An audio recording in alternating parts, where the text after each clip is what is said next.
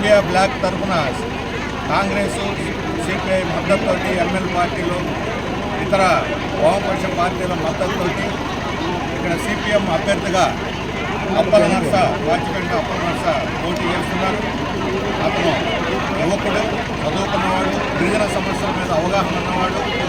ఈరోజు ఇలాంటి వ్యక్తి పార్లమెంటులో అడుగు పెడితే పార్లమెంటు యొక్క ఔన్నత్యమే పెరుగుతుంది. గతంలో అరకు పార్లమెంట్ నియోజకవర్గం నుంచి కానీ, భద్రాచలం పార్లమెంట్ నియోజకవర్గం కానీ పనిచేసినటువంటి ఎంపీ డాక్టర్ మిడియం బాబురావు గారు ఎంతో ఆదర్శవంతంగా పనిచేశారు.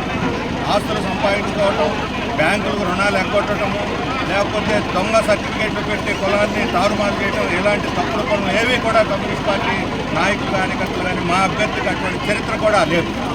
మా అభ్యర్థికి ఉన్న చరిత్ర ఏమిటంటే ప్రజల తరఫున పోరాడి అవసరమైతే జైలుకు పోవటానికి, కేసులు ఎదుర్కోవడానికి కూడా సిద్ధపడ్డటువంటి యోధుడు తప్ప అవినీతికి పాల్పడి ఇతరులను ముంచేసి కబ్జాలు చేసి కేసులు ఎదుర్కొంటున్నటువంటి వాళ్ళు కాదు. అందుకోసం ఈరోజు బీజేపీ అభ్యర్థి ఇక్కడ పోటీ చేస్తూ ఉన్నారు.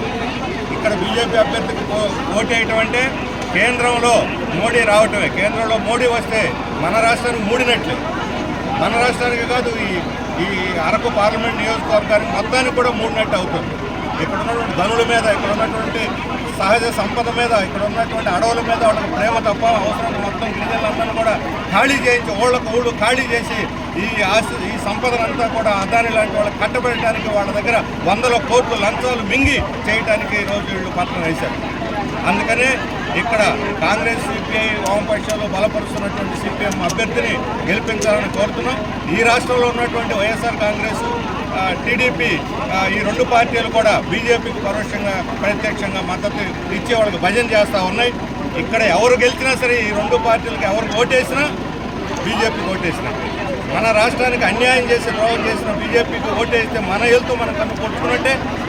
అందువల్ల బీజేపీని ఓడించాలనుకున్న వాళ్ళు ఎవరైనా సరే ఈరోజు వైసీపీ, టీడీపీని ఓడించాలి, ఇండియా బ్లాక్ని గెలిపించాలి. అప్పుడు మాత్రమే మన రాష్ట్రానికి భవిష్యత్తు. ఈ మొత్తం అరకు పార్లమెంటు నియోజకవర్గంలో గిరిజన ప్రజల యొక్క హక్కులు కాపాడటం కానీ, గిరిజనేతర యువత యువకుల యొక్క వాళ్ళ భవిష్యత్తుకు కానీ ఈరోజు ఇక్కడ అప్పల నర్సను గెలిపించాలని చెప్పి అందరం విజ్ఞప్తి చేస్తూ ఈరోజు నామినేషన్ వేశాం. రాబోయేటువంటి 20 రోజులు కూడా ఈ క్యాంపెయిన్ జయప్రదంగా నిర్వహించడానికి ప్రజలందరూ తోడ్పడాలని చెప్పి కోరుతా ఉన్నాం.